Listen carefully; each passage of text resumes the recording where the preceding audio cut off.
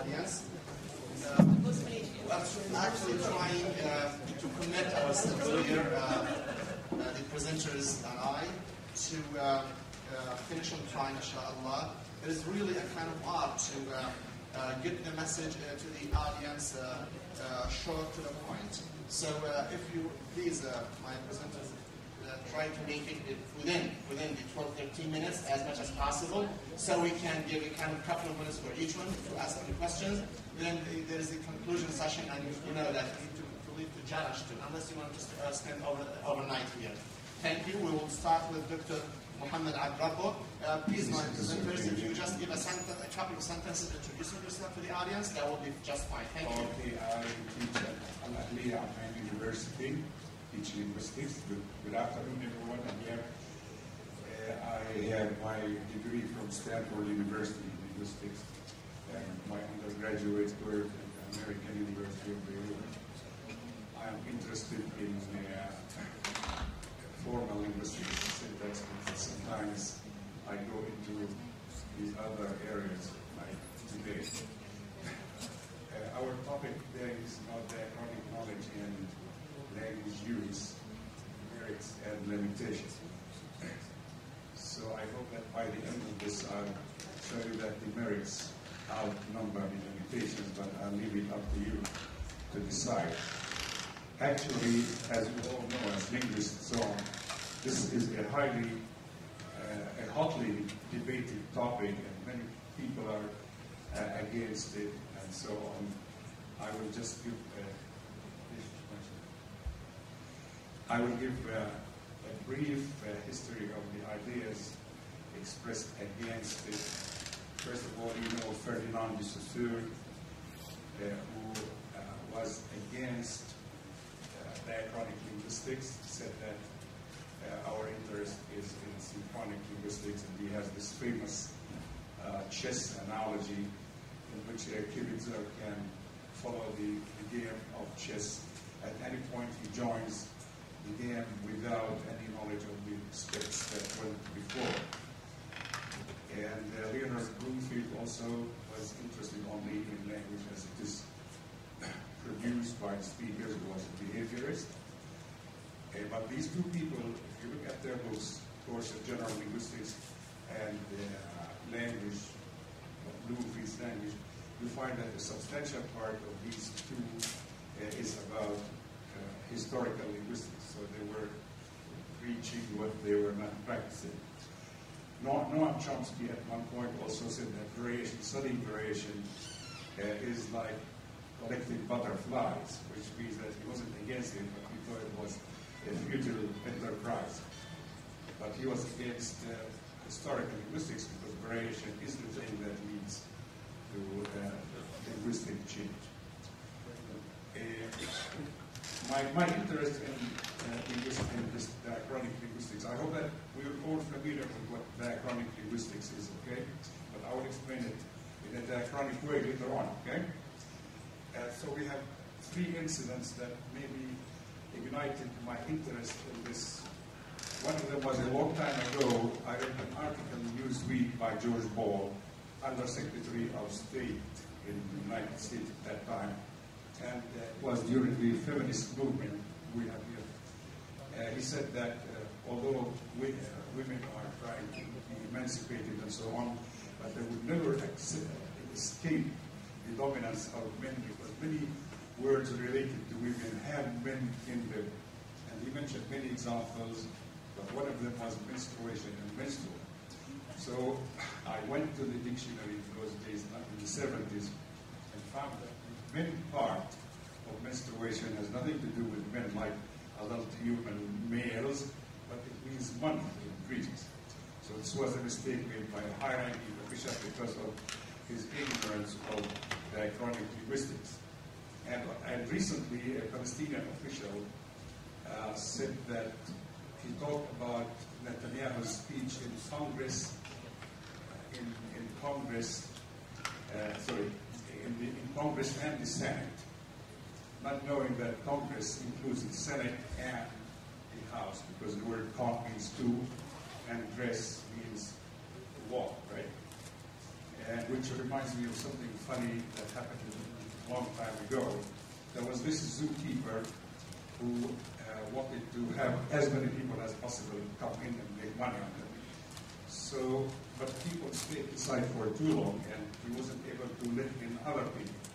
So he wrote the sign "Ingress" at one of the doors, and people went there and opened the door and found themselves on the street, left the zoo, not knowing that "Ingress" means exit. E means out and "gress" means walk. But they thought it was something like tigress and so on. So there's something funny about diachronic linguistics, although many people think it is a very dry subject. Okay. And then there is this typical university professor where I used to teach in the 70s. I give my students an exam in scientific English, and one of them got a full mark. So this professor said to me, it's impossible for anyone to take a full mark, an exam like that one. Then he said that even William Shakespeare himself couldn't get a full mark. I said to him that was an achievement test, and it is possible because it was a multiple choice. But more importantly, I said to him that if William Shakespeare had taken that test, he probably would get C- in that test. And then I added that Chaucer would get probably D-, and the writer of Beowulf would not take the exam because for him this language is a foreign language. Just to show you the extent of change that the English language has undergone. So these incidents. Now I want to talk about diachronic change. By the way, we are all familiar with diachronic. It means dia means what? Through, right? And chrono is time, so diachronic means what? Through time. And synchronic linguistics means what? Syn means with, and chrono means time, so synchronic means with time, like the modern form of the language, or this the language at anyone stage. Unfortunately for us, the diachronic knowledge is a continuum. We know what a continuum is. We don't know where this starts or where that ends. For example, we give the word nice, which at some point in the 13th century, as you can see, meant foolish, but it kept developing until it has now this meaning, which means what? Nice, right? A nice guy. But in between, I'm not going to go over the intermediate meanings, but they are there for anyone who wants to see. At some point in the history of the English language, this word, it was impossible to pinpoint the meaning of this word. So at the end, someone says, I'm sure, tried Catherine, I did not mean to say anything wrong, but it is a nice book. And why should I not call it so? Very true, said Henry. This is a very nice day, and we are taking a very nice walk, and you are two very nice young ladies. Oh, it is a very nice world indeed. It does so for everything. So it was impossible to define the word nice individually. A continuum, so what are we going to do about that? First of all, you should know what stage of language you are in, especially if you are teaching English or translating, or especially if you are teaching literature, right? 3 minutes. Yeah, so generous today. That's generosity. I'll try to make it. What can I do in 3 minutes? Magic, touch. Okay. Diachronic information can be obtained at all levels of language. First of all, pronunciation. You can see from these examples that we can tell why words like love and proud, rhyme, and come live with me and I love, and we will all pleasure proud. Because in the past, actually, proud was Profian, and then it changed. And Shakespeare says, all is fair in love and war. We know that war comes from the word were, pronounced as were in those days. So you say, all is fair in love and were, which is okay in Shakespeare's days, but now. Now we have also information on vocabulary. The etymology is a very big subject, as we all know. We have the word kilo and mil, they are direct translations of each other. And we have Kiliast and millenarium. It all means a person who believes in the millennium, that is the 1,000 years happiness that comes after Christ returns and so on. Right? Then we have the word atom and individual. They are direct translations of each other because A means primitive like plant can, and Tom means divide. It also is primitive. So their meanings have diverged. Why? Because the atom has been divided, but the individual, we hope, is still indivisible, although sometimes it can be divided metaphorically, right? Individual. You have a word like osculate, which is a very, very rare word. It means to kiss, but what? Why should we have it to kiss? Because os really became or by a process called rhotacism, meaning the sa or za changed to ra in English. And then the acronym and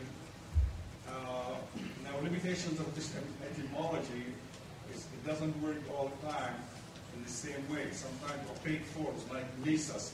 This is the word nice in the past, mesas. It means ne means no and sa means the expression in science, okay?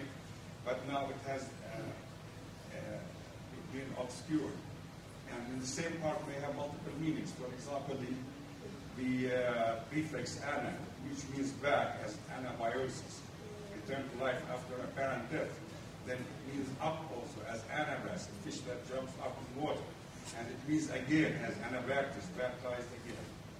And then sometimes idioms, which are of course the acronym phenomenon, they get obscured. For example, kick the bucket.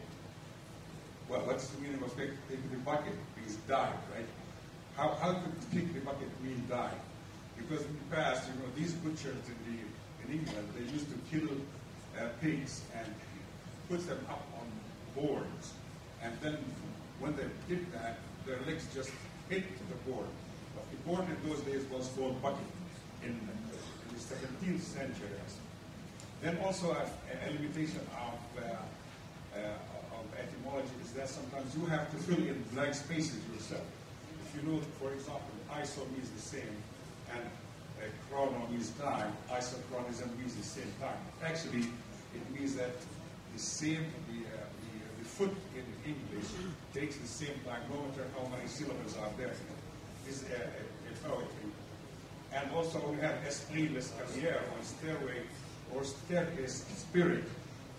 You know what this means, but there's a story behind it, obscure. Because it means that you say, I should have said this.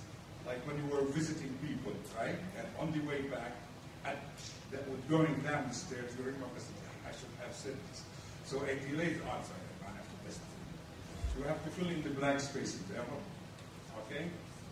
Now sometimes we have heart and cardiologists. They are the same word for those who know etymology. I think my colleague here, I heard you on Ammin University talk about this, right? So here, in the past, it was curved in Indo-European, but by Grimm's law, K changed to H, and that to ta, so it became R. And Pisces, if your zodiac sign is Pisces, it's really the same as fish, because again, by Grimm's law, P changed to F, and the Su changed to H in a different way. So the last thing, please allow me a couple of minutes because this is an important part. 1 minute. 1 minute. 1 minute. Knowledge about language as culture. Again, this is diachronic knowledge. For example, knowing that woman was referred to as masculine in Old English tells you about the male chauvinism in those days. Not only women. And nice meant ignorant. Now, quotation and intertextuality, this is all, again, diachronic knowledge. Meanings of names. Sometimes in literature, the name is very important for the plot of the short story of the poet. A famous example is the open window which you teach your students. The word Vera. Vera is a compulsive liar, isn't she? Her name means truth. So the writer is trying to show us the irony behind her name. And then the diachronic shock, I thought, this is my expression. It means that sometimes when we give the students literature, we start with old literature, which is really very bad because it's full of diachronic knowledge which students don't know. I once designed a literature program where the students started with modern literature and went back to Beowulf, and it worked very nicely. Attitudes towards borrowing. We know that the English language is mainly borrowed. 70% of its words are borrowed from Greek, Latin, and any language you name in the world. But you know, in the Arab world, we say that borrowing is bad, it will spoil the language. Now, English is the #1 language in the world because of borrowing. Its people are open-minded. And purism against. We know that the English language has passed through stages where they wanted to purify the language from Latin words and other borrowed words. But this all failed. So if you are a purist, you are bound to fail again like them. Meanings of big names, and then if you know that highly esteemed languages like French and the Romance languages were really pigeons of Latin. You deflate their pomposity, right? And then changing attitude. This is for us, of course, here in the Arab world, because we think of pronunciation of dog like ka as cha, as stigmatized. But this is a normal process in diachronic linguistics. In English, for example, the word church used to be kirk in the past, and there are many examples like this in English and Latin. I will stop at here because the rest is... Thank you so much. Thank you for being patient. Really, this is a very dry subject, but... Thank you so much. Thank you so much. The floor is yours, Mr. Garifti, Usfori. Welcome.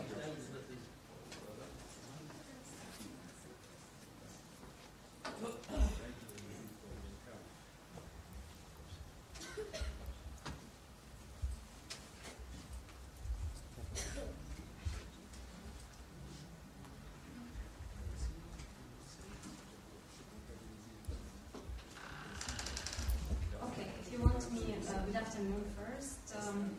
I can present myself in a few words. I had my BA from the University of Jordan in English Language and Literature, then my MA in Translation from the University of Jordan, and I'm doing my PhD now at Aston University, Birmingham, UK. My scope of interest, the area we're working in right now, is translator training. Now, as you can see, the title here is a pilot study in translation process-oriented research, and I need to stop at two definitions here because as the title suggests, we have pilot study and we have translation process-oriented. Now, pilot study actually is a small-scale study, usually preliminary study that can be followed by a larger-scale study, which is the case in my study. Now, translation process-oriented, we have to keep in mind that research, empirical research in translation can either be product-oriented or process-oriented. Product-oriented usually is, it's based on the analysis of the final product. You have the translation, and then you start analyzing the translation. On the other hand, the process-oriented research is a different story. It focuses on the process. What's going on? How does the translator translate? Translation process-oriented research aims at investigating how the translator carries out a given translation task. So it's a how question, not a what question. As you can see, I just don't want to read what's already written there for you, that the importance of process-oriented research started mainly in the mid-80s with the initial work of Crane's Gerloff, and then relatively recent work of Vergita, England, 2005. And actually it was preceded by Detchard and Sandrock, but that was mainly in second language learning. Okay. Now, the methods and tools that you can use, of course, like any other empirical study, you can use several methods. We have TAP, the Think Aloud Protocol, computer logging, which I'm very interested in now. I have to show you how it works, direct observation of the subjects, questionnaires, retrospective interviews, and you can have also interviews before the experiment as well. The Think Aloud Protocol is very interesting, but it has been criticized. Just let me give you an idea. Think Aloud Protocol is bothering me, this mic. Think Aloud Protocol, just the translator is there, he's under experiment, and he has to translate directly. And you have a recording there, it records whatever he says. They ask the translator to speak out his thoughts. So he goes like, I'm translating the first sentence. It's difficult for me. I have to look up a word, and I'm using this dictionary, and he keeps on talking all the way through what he's doing exactly, and to speak out his thoughts. It has been criticized, TAB, because actually it creates an artificial atmosphere in which translator might not work normally. Actually, I did not use TAB. I used computer logging, direct observation questionnaires, and retrospective interviews. Now, the computer logging is a special software called Translog. Translog stands for Translation Log File, and it has never been used in Jordan, until this study, of course. It's a software developed in '99 by Professor Arne Plick Jacobsen, and he is a translation professor at Copenhagen Business School. It enables the researcher to record all the keystrokes pressed by the translator, and it logs the information about the exact time of each keystroke, including mouse movement. Every single thing, it tracks every single thing he does, and I can't help to show you how it works, so let me just take this slide. This is the Translog. By the way, I got a free download because I'm a researcher, so if you want, you can contact Dr. Jacobsen. And if you prove that you're working on a research, he can provide you with a free download. But of course, the program costs about 400 to 500 euros. You go to Translog Supervisor, where you can go to the analysis. And then you go File. I just want to show you a log file. Those are the subjects that I worked with. I'll just choose anyone.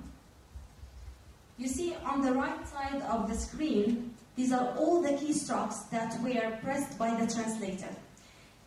Starts with the time, the pause 11 minutes, 11 seconds, 0.650 fraction of a second, and then she translated the I space, simply space, the blue dot here, it stands for the space. You have the backspace, the red stars stands for, each star stands for a second. Every single thing. Now the interesting thing about it is that you can do a replay, which I'm going to do right now. That's the source text, it was in Arabic, and then you can see a replay of the translation. My hands are off, I'm not the one who's going to type right now, but you will see automatically the replaying of the translation. That's what the translator did when he was under, or she was under experiment. All my subjects were females, by the way. And so on. And it shows you every single thing done, and of course the overall time spent, etc. It's a very interesting software to work on for researchers, of course, but you can use it as a teaching tool as well. Let's go back to our, okay, that's Translog. Of course, you can analyze several things in a process. You can analyze the, you can analyze, for example, how the translator approaches the source text, how the target text is planned for, it's written, it's revised. A lot of things can be analyzed. But the things that I decided to analyze were 4 aspects. The overall time spent on the task by the groups, and of course I'm going to tell you my groups, reading pattern of the source text, the sources used, like the types of dictionaries, and the segmentation of the target text, and I will talk about this in a minute. But going back to the methods, I told you that I used the direct observations and the questionnaires. Let's have a look at the time spent. First of all, I'm just trying to go as fast as possible because I know that they're going to pass me that paper right now. You're not allowed to get it. Okay. Now, the total time spent. I have to tell you which groups I had. I had 2 groups. Group A was experienced translators of an experience between 3 to 6 years, but they did not have any formal training in translation. The other group, fresh graduates, okay, but did not have any practical experience. Here we go. The time spent by at the individual level and at the total level here at the bottom of the page. I have to go a little bit, okay. Now, as you can see here, the total time spent by Group A experienced translators was 1 hour, 0.39 by the 4 subjects, whereas it's 4 hours, 0.25 minutes by the fresh graduates, so it's almost 4-fold the time. But it's interesting here to say that the fresh graduates, all of them, without any exception, they asked for a paper for the first draft. They said they cannot start typing directly. They feel more comfortable writing this on a draft. Well, I would say that going to the job market, this might not be a practical way of translating, because nowadays the market is getting more and more competitive, as Mr. Aburisha said, and then the translator has to type his work, and he has to proofread it and to edit it and to submit it on time. So a lot of restrictions over there. So I'll go through the. I feel that I don't have time to go into details. Okay, as for the sources used, Group A, experienced translators, they used online bilingual dictionary, the subject to, plus Google search engine. And why did she use that one? To check the acceptability of an idiomatic expression. She went to a site to check a site of English idioms, and she was looking for something. The source text had, I have to say this, the source text had mabiliyat hila, and she was trying to find something that could fit there from a site of English idioms. And they used hard copy bilingual dictionaries. Another subject here used the search engine to check the acceptability of transliterating a culture-specific term, which was zakat in the Arabic text. She typed zakat in English, Z-A-K-A-T, to check that it's over there, if it could be understood or to find it reflected somewhere in the internet, to decide if she can use it as a transliteration solution. Hard copy bilingual and monolingual. Group B, no one of them tried to use Google as a search engine. They just, most of them or all of them stuck to bilingual dictionary. So they were just interested in the mere meaning of the word, and they did not go any step further to use the tools that are available to us today through the internet. The third aspect, which is the reading pattern. How did they read the text? Again, Group A, the experienced translators, all of them, without an exception, read the whole text. It was a very short text, only 89 words, and I didn't give you any background about it. It was an extract from an editorial published at Sharq al-Awsat newspaper on the 19th of January 2007. And the journalist criticized, the status quo of the Arab nations, and a little bit political but challenging. It was short but challenging. All of them read the whole text. It was a short one, so there is no justification not to read it all before you start. I have only two subjects in the fresh graduates who read the whole text. I have two subjects who started, reading sentence by sentence, translating, and then going again to read what comes again. And this is not a good planning for translation. The third aspect, it's a bit complicated now to explain it now, but the segmentation in the target text, what do I mean by this? Jacobson, who invented Translog, he decided that, or he worked out that any segment in the target text is whatever comes between two poses, all keystrokes that come between two poses, in which each pose is a minimum of 5 seconds. That's a segment to him in the target text. This means simply that scholars, the scholars agreed that the more poses, a pose is an indicator of a translation problem in this case, because it's 5 seconds and more, then the translator is facing something there. So Jacobson and 1 minute. 1 minute, okay. Jacobson and England in 2005, they considered that long pauses, 5 seconds and more, are problem indicators. The translator is facing a problem, he's stopping, he's not translating. And then, okay, before we get into the conclusion, now, the study showed that although that Group A, experienced translators, did not have any formal training in translator, but it showed that the practical experience played a big role in, developing those 4 aspects: how to manage your time, how to make the best use of sources available, you pause less, and you read the whole text, the way you plan for translating, in the way you approach the source text. So, the recommendations, although it's a pilot study, and I do not claim here that this study provides any definitive evidence as to the difference of level of competence between the two groups, because it's just a pilot study. But of course, it should be followed by larger scale studies. What we can do here, on the other hand, yes, it showed that practical experience played a positive role, but it also showed that we have deficiency among our fresh graduates, which means that our students, we as instructors, we need to train students how to manage time wisely, and they have to know that time spent on a given translation is considered a component of the translator's competence according, this is not my judgment, according to EMT model.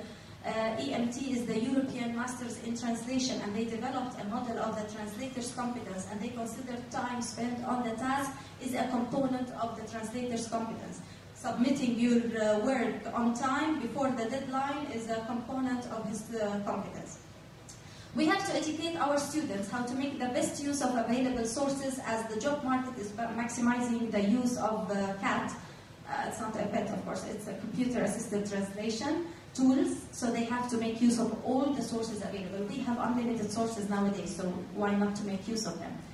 We also need to train our students how to approach the source text through a full top-down stream. I mean, reading sentence. If it's a long text, if you're translating a book, it might not be a good idea to go through the whole book, but you can at least take it by chunks. Read it chapter by chapter, or long, or even at least to read the whole page before you start with translating. So that's all. It was very short. I know I cut a lot of the things. You did well. Thank you. Thank you so much. Thank you. Now we'll give the mic to the Dr. Ameen.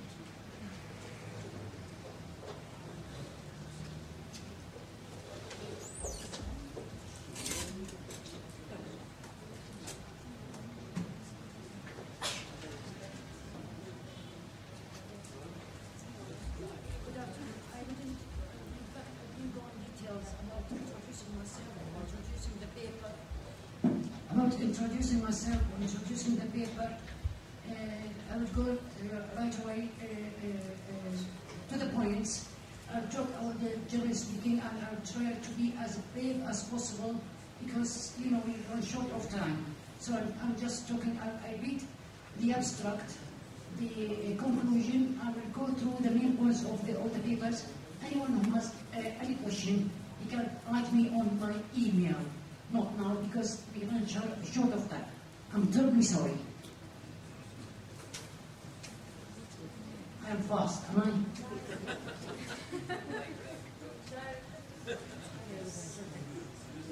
I don't like waiting. Right. The impact of translation theories on translators. Traditionally, translation theorists classify their theories on different perspectives based on the problems of interlingual communication. Recently, they have classified translation theories in terms of functions they achieve: product-oriented, process-oriented, and function-oriented. Hence, their arguments are based on their translation is an art, a science or craft, or a bilingual act of communication, and consequently, whether a translator has to seek equivalence at the semantic, syntactic, or stylistic level. These orientations of translation theories have a great impact on translators, because each one focuses on a different aspect of language and its relevance to translation. They agree that the basic requirements of the competent translator are linguistic knowledge, world knowledge, and competence. Definitely, to start with, in the introduction, I'm talking about translation in general, and specifically translation theories. Then I talked about the relationship between translation and language. There is definitely a correlation between language and translation. I will not go through it because it's very long, nearly more than 20 papers, so it's very long. The third chapter, or fourth chapter, what is translation theory? And translation theory, in general, are general principles based upon reasoned argument and supported by evidence that is intended to explain a particular fact, event, or phenomenon. The next point is the classification of translation theories. And as you noticed, my colleagues, my friends, I just talked about the different orientations, whether the orientation on the process, or on the products, or on the function. So here we have, in fact, 3 orientations, which is product-oriented theories.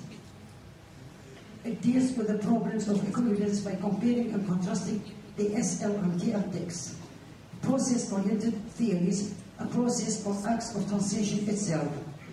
It takes place in the mind, talks about what's going on in the mind of the translator, and the last one, which is function-oriented theories. These theories, or this strategy, describe the socio-cultural situation of the reader, and it focuses on text with regard to their effects on readers. The last section, which is impacts on translation theories, is very long. I wouldn't read it, I wouldn't talk about it. And finally, I have the conclusion.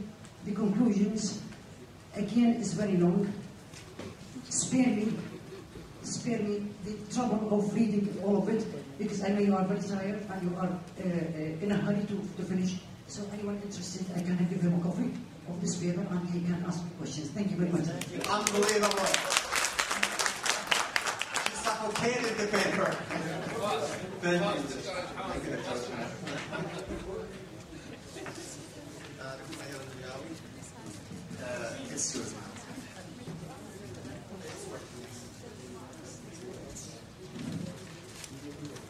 Well, a very good afternoon to all of you, ladies and gentlemen.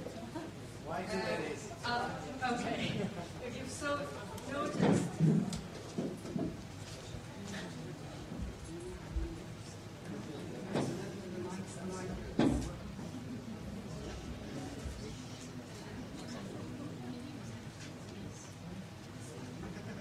Let's go back to the subject.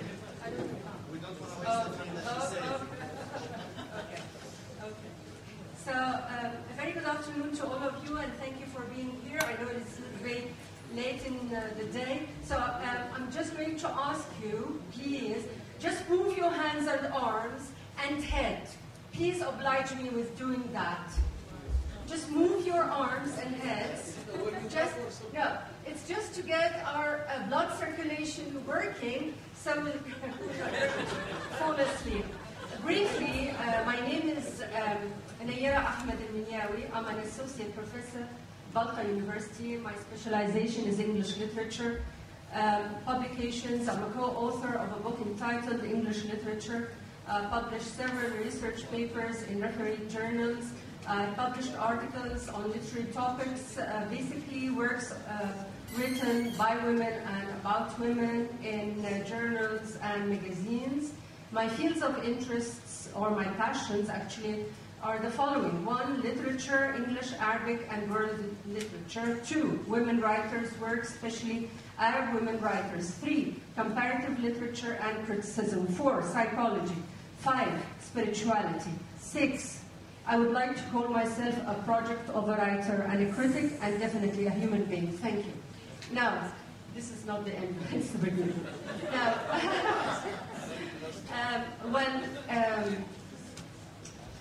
my paper is about a novel, and the novel is called My Name is Selma, and it's by Fatia al-Faqir. Quote, I was young, pregnant, and unmarried. The name Selma is an Arabic word which means safe and sound. Ironically, Selma, the protagonist, is far from being safe or secure. This is a touching, tragic story of a young Bedouin girl of 17, she's only 17 years old, who commits adultery and is pregnant out of wedlock. She is helped to escape by her teacher, Miss Naila, to flee away from her home village in order to preserve her life. Selma, who has violated the honor of code of her tribe, has to be killed by near male kin to restore the family honor. Now, this is going to be the assignment of her brother Mahmoud. Her brother Mahmoud will be a living ghost that will haunt her, to shoot her between the eyes, and this is going to be the case until the end of her life. The novel follows a non-linear form of narration in order to reflect across temporal, past and present, where there is a time deconstruction as a technique employed by the author, and also a cross-cultural, Oriental and Occidental, and cross-lingual, Arabic and English, dimensions of the story. The present and the past events are tightly braided as Selma finds herself falling on past memories as they have left permanent scars on the present and on her future.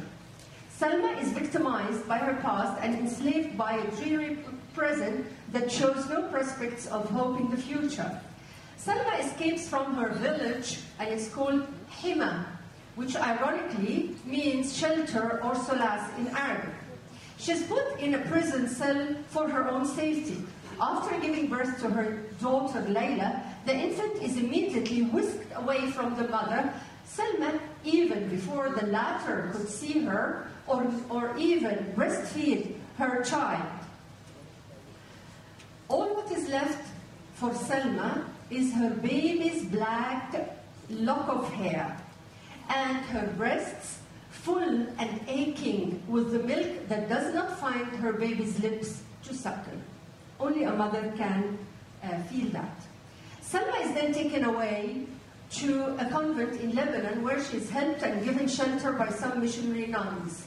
Finally, she is shipped away to England by a sister Asher, who gives Selma a new life, a new land, under a new identity and a new name. Now, Selma's name is Sally. Notice just the use of the first initial, as Sally Asher. My Name is Salma, as a novel, is one of a research for an assertion of identity. This young Arab Bedouin Muslim girl undergoes a detrimental journey from east to west. This, I think, it confirms with the title of our conference, which is the Crossroads. So it's written by a Jordanian writer. Exactly, and it's written in English. Fajr Faqir is a Jordanian writer, and the novel itself is written in English.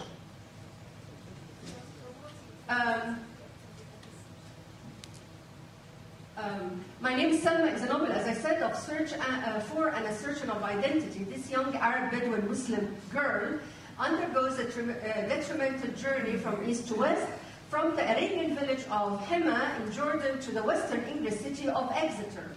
The story is one of a physical and psychological journey.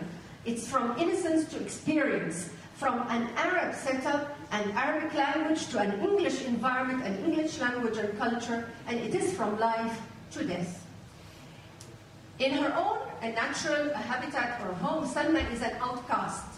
And in her new adopted home, England, she's also an outcast. She never feels she is a welcome guest. She will always feel that she's an unwelcome outsider who does not belong. She's an outsider and a foreigner wherever she goes. When Selma meets an Englishman who asks her about herself, she says, that's a monologue. If I told him that I was a Muslim, Bedouin, Arab woman from the desert and on the run, he would spit out his teeth. I'm originally, and she lies, Spanish. Selma would lie. And in another context, she says, had I told him I was Arab, he probably would have run faster. A Bedouin from a village called Hima, whose blood was spilled by her tribe for any vagabond to drink it, I changed my name, address, past, and even changed countries to erase my footsteps. Selma, who used to be a farmer and a shepherdess in Hima, is now an assistant tailor in Exeter. The black iris must try to turn into a white Sally, an English rose. Though the novel is basically a tragic one, depicting the themes of honor crimes and cross-culture estrangement, yet it exhibits some comic, satiric glimpses. The novel sarcastic overtones. We find the young Arab girl with her limited command of English is plunged into England, and she tries to manage her way through. When the immigration officer asks Salma, where will you live? England, think. I said, that's the narrator. Where in England? He asked patiently. The river meets sea. The river meets sea. Which was the way little Sister Asher had described Southampton to me. Oh, for God's sake, he said. Now he's impatient. Yes, for God's sake. The English idiomatic expression of annoyance or impatience, for God's sake, is taken by Salma in a literal religious connotation akin to the frequently used Arabic utterance of God willing. She regularly reiterates it for confirmation, thus rendering the subtle, witty, or humorous bent to the discourse. In another episode, an English official asks, is this your maiden or Christian name? Muslim, no Christian. Name, no. Isme, that's the official. Ismi, that's she says, Sari Ashir. Christ, he said. Again, he is impatient. Salma's different encounters in life draw smiles on lips as well as tears in hearts. In her assertion of her identity, she is asked by her Pakistani roommate, Parvin, who happens to be a Muslim but a non-Arab woman. Arab? Are you Arab? Yes, Bedouin me. Wow, then the F-I-N-G word, Bedouin Arab. F word, I-N-G, no allow, I said. So, the Pakistani was using a common idiomatic or slang way of using English at that time, which again, Salma takes it literally and denies the fact that she does any, fornication because it's against her religion. In another situation, Salma asks an English employee to tell Parvin, her friend, the following. If my friend come out, please say, urinate me. I would tell her that you've gone to the ladies. The English employee would correct her as such. Salma is thus torn in between two different nationalities, two different languages, two different religions, and two different identities. She would insist on being called Salma Ibrahim el-Musa, saying affirmatively, I want Arab name. When she is warned that she will be deported from England if she would not choose her English name, Sally Asher, that's her answer to that. The latter is not only a name, but it also denotes a nationality, an identity, and a sense of belonging. Some other instance, Salma or Sally is dismayed at the unreadiness of Western community to accept her as part of them. When she attests to her adopted Englishness by saying, I am English, it was like a curse upon my head. It was my fate, my accent, and the color of my skin. I could hear it sung everywhere in the cathedral. Where do you come from? Where do you come from? Sometimes even the cows on the hills would line up, kick their legs, and sing, where do you come from? Where do you come from? Go home. My Name is Salma can be considered an Arabic novel but written in English. English is the outer layer of the narrative, but its core and content displays evidence of Arabic language, Arabic culture, as well as Muslim practices, beliefs, and allusions. The atmosphere of the novel is colored by Arabic words and sayings and Arab notions, food, plants, herbs, and attires. Words like Allah, Imam, Yakfi, Najas, El-Ar, Ma yibhi illa al-dam. The story ends tragically, going back to Hima, surrounded by a strange, almost mystical urge to unite with her daughter. She is informed by her blind mother of the murder of Layla by the revengeful brother. Salma goes to Layla's resting place, which is the tomb. Hugs the earth under which the daughter lies. Salma at last has her chest, breast, nipples as close as she could with her long forsaken daughter. Thank you. Thank you. Thank you so much. You're still not on mute, by the way. Thank you. I can read you something. Thank you so much. Thanks for Dr. Manyawi, and now with Dr. Amal al-Masri. Sorry? The mic is yours, Dr. al-Masri.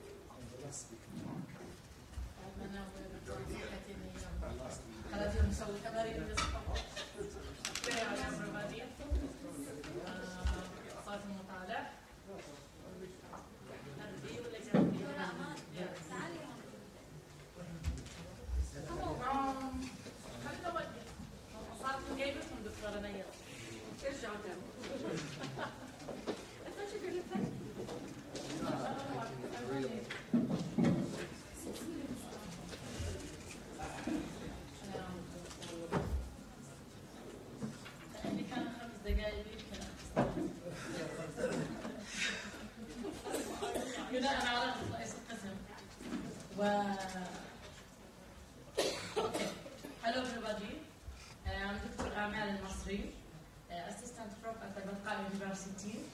I graduated from University 2010, which means I'm Sanfora. Okay.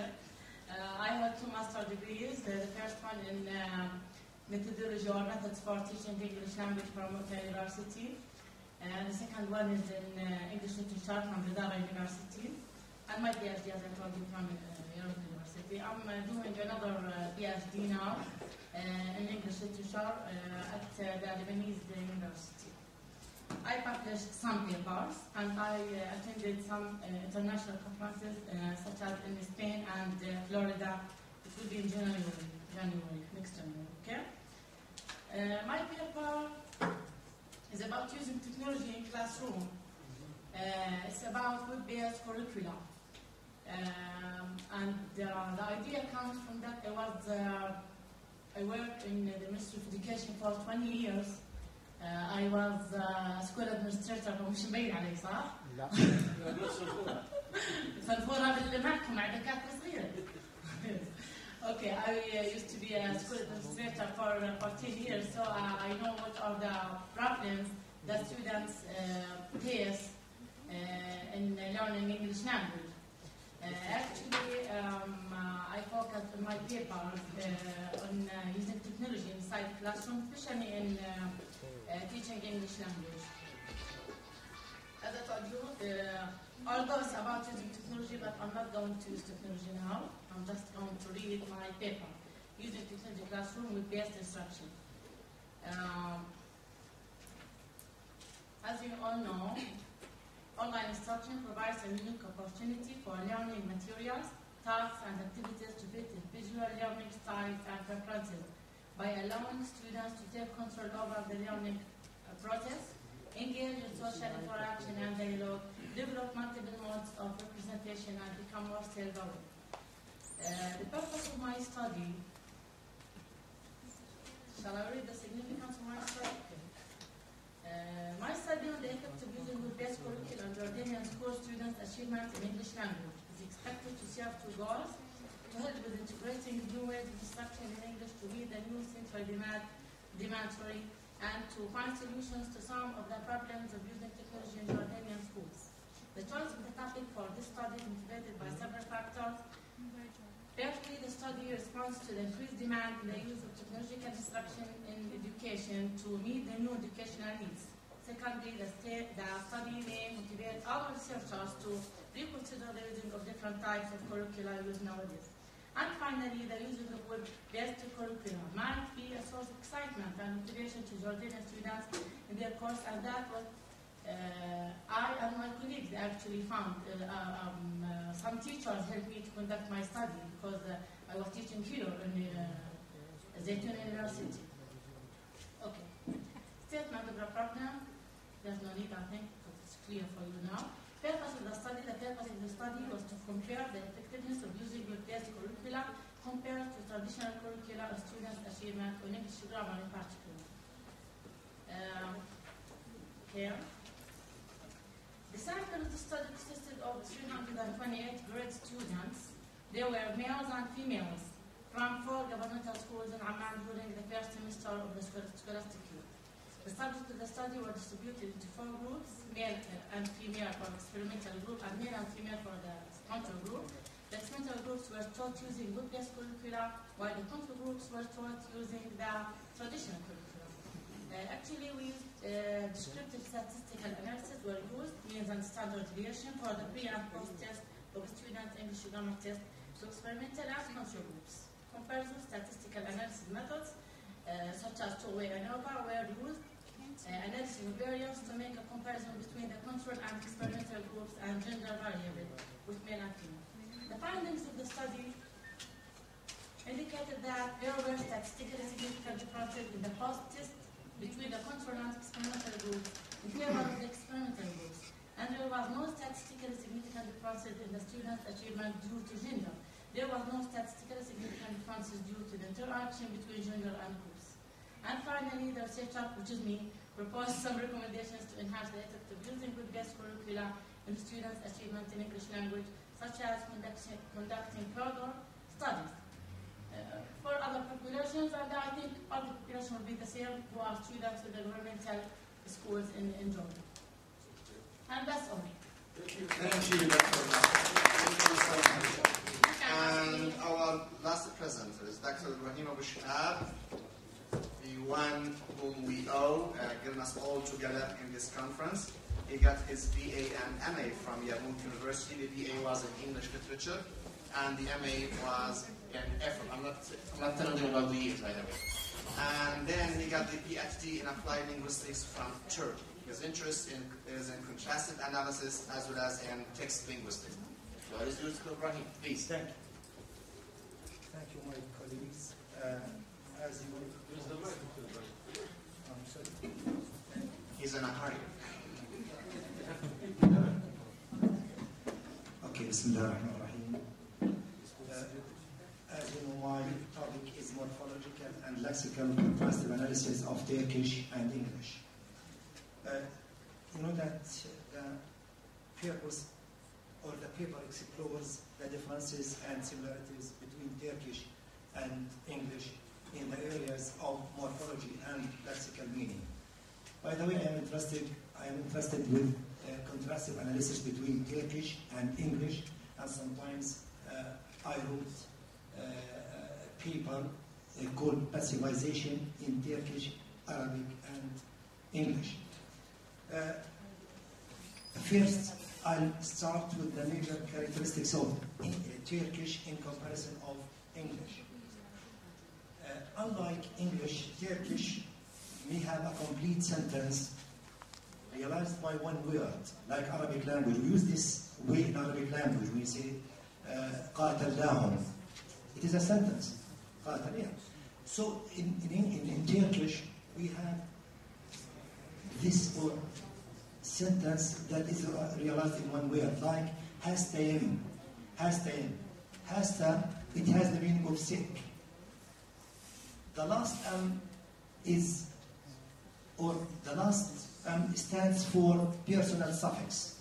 So hastayim, it has the meaning of I am sick. And you know that it is one word. This is one feature, or the first feature of Turkish language.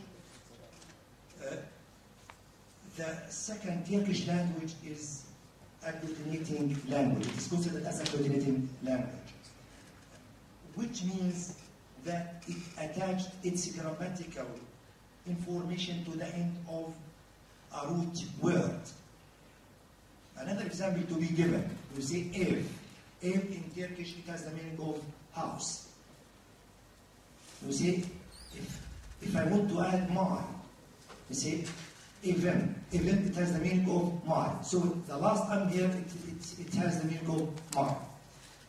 Because Turkish is considered as agglutinating language. Again, my colleagues, the Turkish grammarians classified the Turkish sentence into two major types. The first one is verbal sentence, where the verb is positioned at the end of the stem or the word. Let me give just one example again in Turkish, we say that sabahta çayı içtim. İçtim is the verb. It has the meaning of a drink. T-I, it stands for past tense, T. And it stands for I. So we say sabahta çayı içtim. It has the meaning I drank tea in the morning. Again, the other type of sentence, according to Turkish grammarians, the nominal sentence or verbless sentence. To me, I don't like this classification because look here, they could say öğretmenim. To Turkish grammarian, they consider öğretmen is as a nominal sentence. Öğretmen, it has the meaning of teacher. Öğretmen, teacher. Öğretmenim, is, or الأم stands for verbs to be, yes. So we say verbs to be and the subject. So we say öğretmenim, it has the meaning of I am a teacher. I am a teacher. You see? To me, it is not a nominal sentence. I don't know why the Turkish grammarian considers such words, if you consider it as a word, as nominal sentence without the verb. But the verb is hidden, is there. Again, my students let me move to the comparing the Students. We get him on that. Yes, I'm sorry. Just to get them awake. If I don't mistake, yeah, you have to excuse me.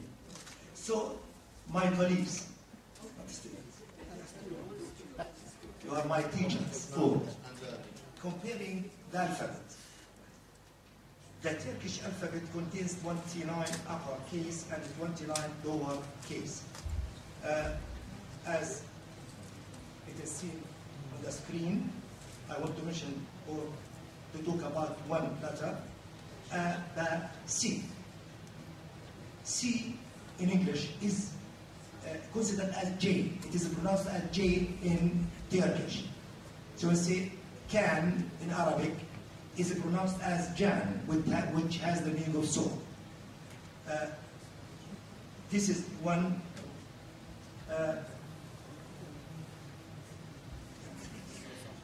The letters, we have some letters that are not available in Turkish language, as you see. We have U, it is pronounced as U. It is I or undotted I. It is pronounced as U. It is not available in English language. Again, with C with Sidilla. C with Sidilla. It is pronounced as G. C with Sidilla. Again, we have G with a brief. G with a brief, as you've seen here, as it is shown on the screen. It is the only letter that is silent in Turkish language. It is silent. And it is called Yumuşak J, or Ga in Turkish language. Again, we have O with umlaut. With umlaut, it's not O, it is not available in English. And S with Sidilla. S with Sidilla. And last, U with umlaut. Ulus. It is, yeah.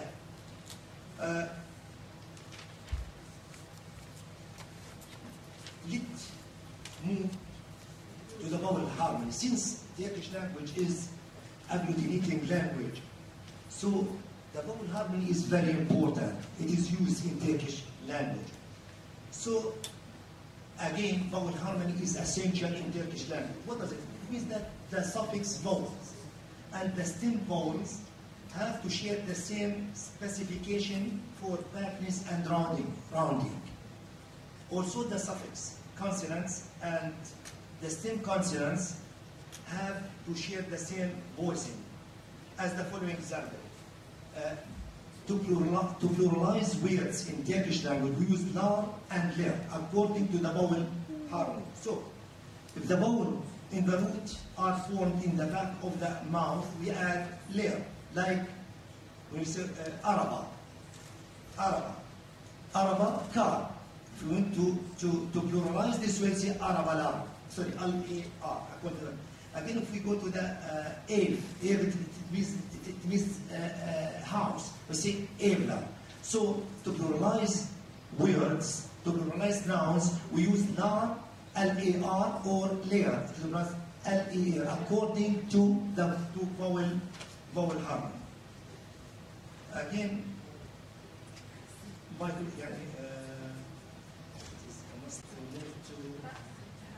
You've been asking us all the time to skip some stuff, so it's your turn now. Yes. So it means 7 minutes, okay, fine. Everyone is counting, it seems now. Because, I mean, I wasn't expecting that he would chop his time, so... Okay. Try to make it. Dear Turkish personal Indians, if I have a few minutes, please, I must to move to...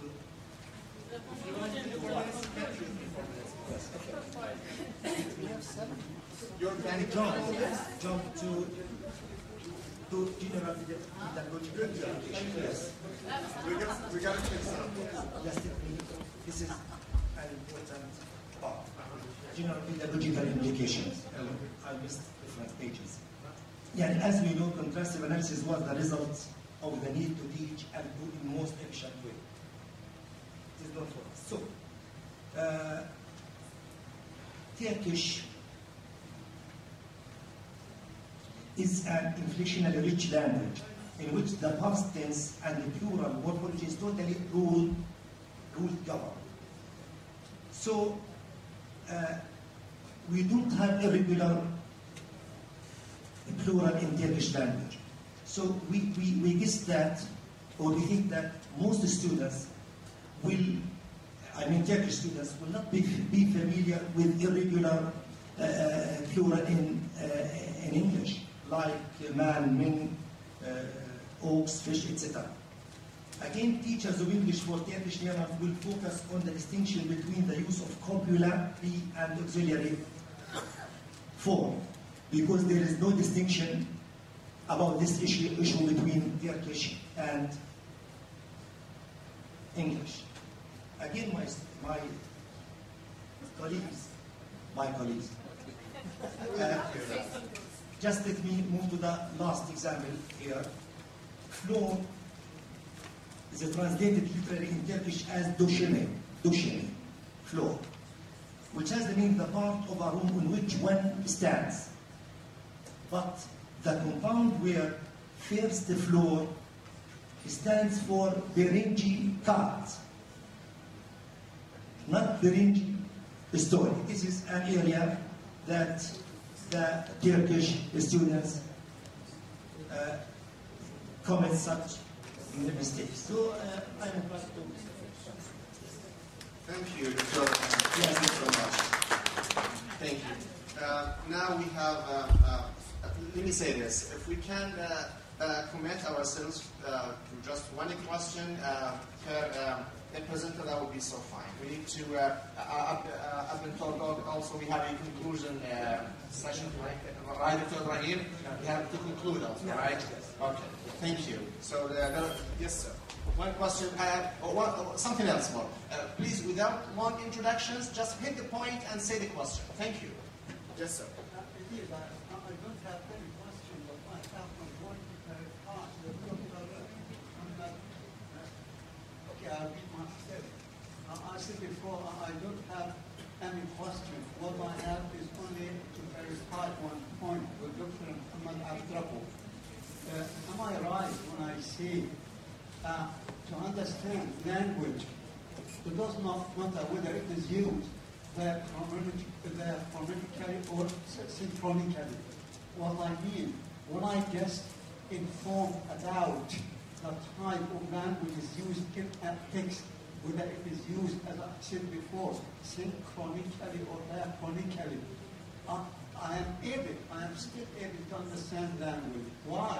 Because we have sufficient lexicon about the etymology of language, about the history of language. And when or if language is used at the momentum time, then also We know how words are used. Do you agree with me when I say when I'm informed in advance that there's no trouble to understand language? Thank you so much. You said this is a comment. You need a response. Thank you. Yes, sir. Please. Here, please. Yes. Let us hear the questions. Then Just you write them. to Dr. Amir. Yes, please. Really many thanks to your paper, which is the only one that discussed here in this conference related to the teaching learning process in Jordan. And my point is, my dear colleague, do you include in your study how much do the teachers in Jordan use the cassette? Since we have from Petra curriculum to action-backed curriculum, we have components such as cassette, maybe video cassette or something like that. And why do not our teachers here in Jordan use the cassette during the classroom? Many thanks to you. Thank you so much. Will you please pass it to Madam? Yes. And we'll go then back to Brother Malik and then Dr. Muhammad. Just maybe a short comment to operate. I think your project is very promising. Your study is very promising. But how about to consider the poses of the students, which you consider they are having difficulty? It is a stage of thinking to be able to produce ideas, because we all need sometimes to think to be able to translate or to write. Also, you can consider Rose 1984, as I remember, called it mental block, and check also Flower and Hayes 1981. And I believe that if you can study the differences between skilled versus less skilled students, it will give you more rich results, because less skilled will stop, will pause because they cannot think or produce, while skilled students, because they are thinking and they want to produce. Thank you. Thank you so much. We enjoyed your reading more than the reading of the writer itself in the UK. Thank you.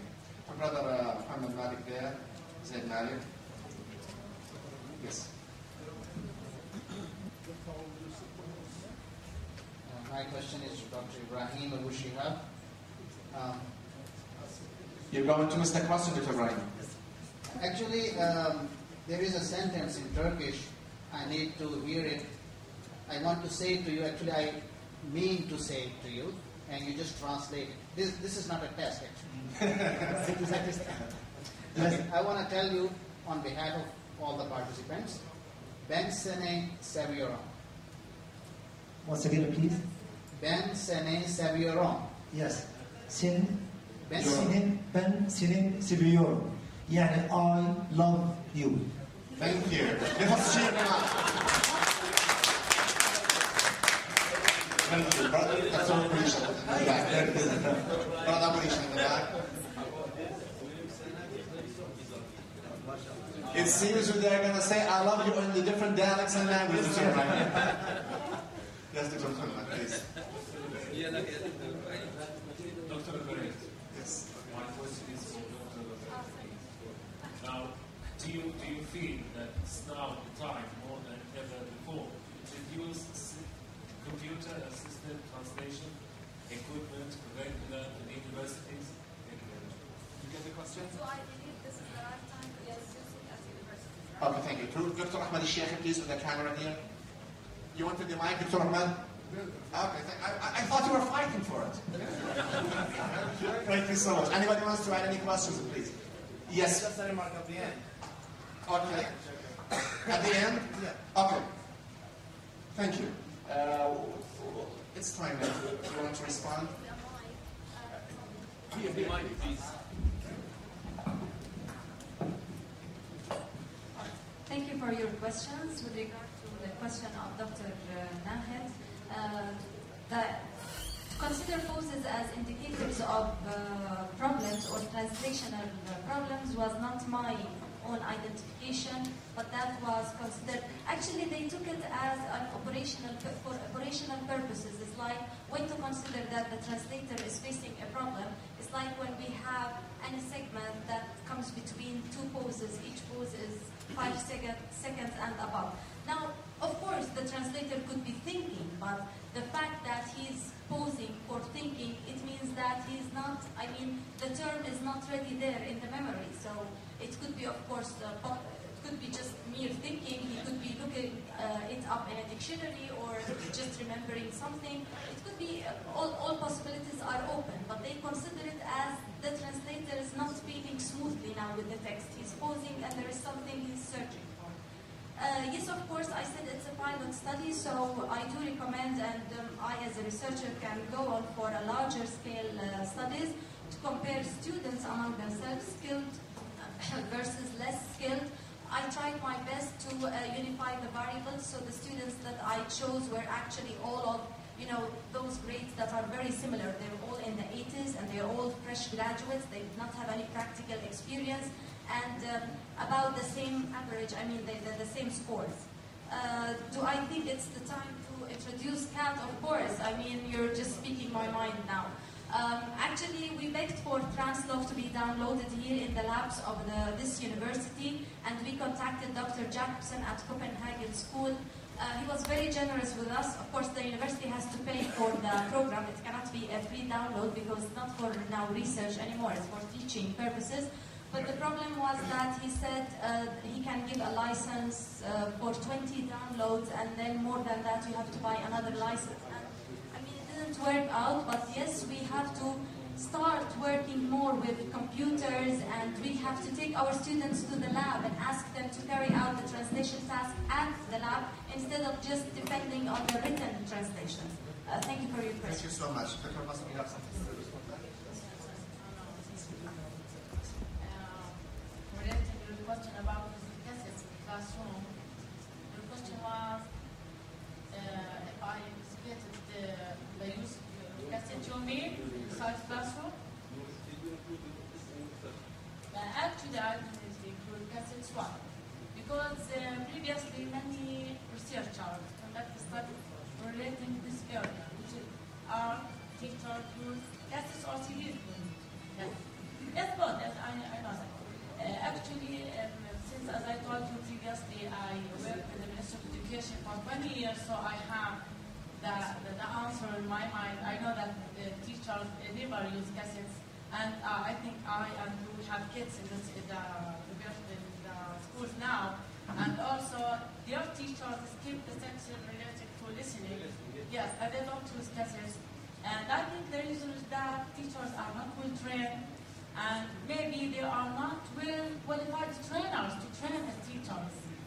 Who train the teachers? Some of the supervisors train the teachers, and we attend some of the training sessions or courses, and we find that everything is repeated. Every year repeat the same training, and they never train students to train teachers in the accurate way or enhance them to use cassette or CD. This is the point. Teachers need more training. Yeah.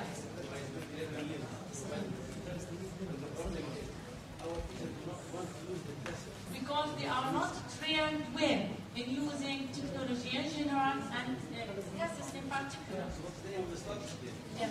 My study is using technology classroom. I focus in web-based curricula. Web-based curricula enhances students and encourage them to study, and also the teachers. And that means the Ministry of Education have computerized some of the curriculum, such as maths and physics, I think, and some English courses. Thank you, Dr. Masum. Yes, you can continue your discussion together with on break, maybe while we're waiting for the conclusion session, right? Thank you, everyone. I think Dr. Haika wanted to say a statement, to say something. Thank you, Mr. Chairman. In fact, those who don't participate in conferences and who don't attend conferences don't know what they miss, in fact. I'm here to say thank you to Dr. Ibrahim Bishab, and please extend my thanks to everybody who participated and helped in bringing this very good crowd of intellectuals here in this place. Conferences are the places where knowledge is manufactured, presented, and then corrected to be final. So thanks for everybody who organizes any academic conference, whether here or at any other place. Please, Dr. Ibrahim, extend my thanks in my own name and on behalf of the University of Baghdad. The thanks for everybody who directly or indirectly participated in the success of this conference, and thank you very much for everything. Thank you, Dr. Based on the info from Dr. Ibrahim, we have to wait here a couple of minutes for a 10-minute conclusion session, inshallah. So we're here, we're going nowhere, waiting for them to come back. Thank you.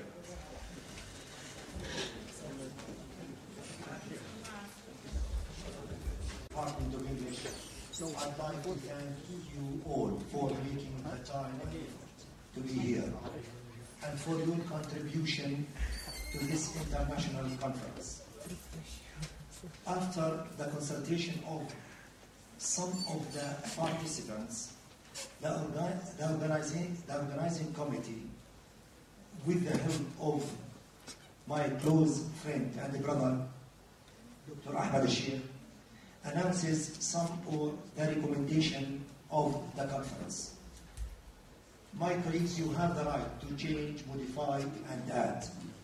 And I'll give the floor to Dr. Ahmed Al-Sheikh. Thank you very much, dear friend, and our really distinguished, host for everything that has been taking place in these couple of days. We really enjoyed them very much. I'm honored to be asked to read out the recommendations that the organizing committee has concluded upon actually the discussions and informal consultation with the distinguished scholars who participated in this conference. In the name of God, the merciful and the all-compassionate, recommendations of Al-Zaytuna Private University Department of English Language and Translation, first international conference, hopefully will never be the last, will be the first among many, on linguistics, literature and translation. 1. Foster the holding of more academic conferences and specialized seminars on English language, literature, linguistics and translation. 2. Encourage participation in and contribution to local as well as international conferences. 3. Involve distinguished international, regional, Arab and local scholars in all types of academic activities taking place in Jordan. 4. Promote conducting and publishing academic research papers by scholars and students. 5. Cope with new developments and topics in the fields of language, literature, linguistics and translation. 6. Help researchers and academic scholars have their works published in refereed and indexed international journals. 7. Involve promising students in the activities of specialized academic conferences and show care for and appreciation of their role. Finally, 8. Focus on the role of the local community in academic studies and research work. Thank you, and now open to hear the suggestions and modifications. Any comments? Any suggestions? If not, well, I think we agree all. They are really nice. Yes. One last.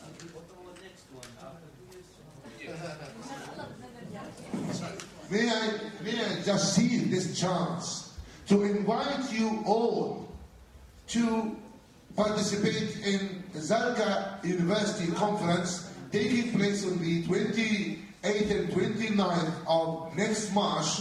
And that's a good chance. I'm talking about, please, we are looking for participation. I mean, a conference wouldn't be a conference without this, extremely distinguished and enlightening presence. So I'm being selfish here, I'm just seeking the chance. Let me announce something last thing. On behalf of the participants, the President of the University, Rushd al-Hassan, will send a telegram to His Majesty King Abdullah II for his continuous support to science and scientists. Are we going to Ukraine or Maghreb? Yes, okay, but before leaving, Mr. Aburish want to say something. Last. Yes,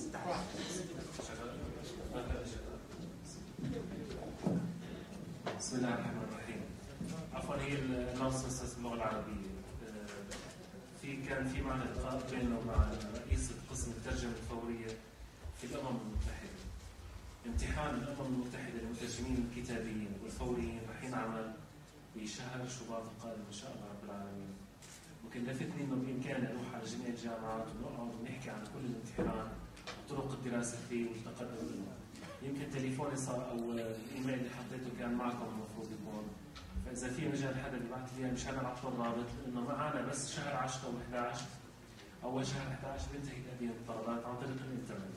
فاذا حدا بده رابط او بده معلومات اكثر نحن جاهزين ان شاء الله رب العالمين. علما بس مشان تعرفوا شغله اساسيه، شرط العمر بالنسبه لهم لا يزيد على 56 عام. ما دون 56 عام ما دون 56 عام مقبول عنه. ما في مشكله. يعني انا بستنى 20 سنه مشان اقدم؟ لا على حد.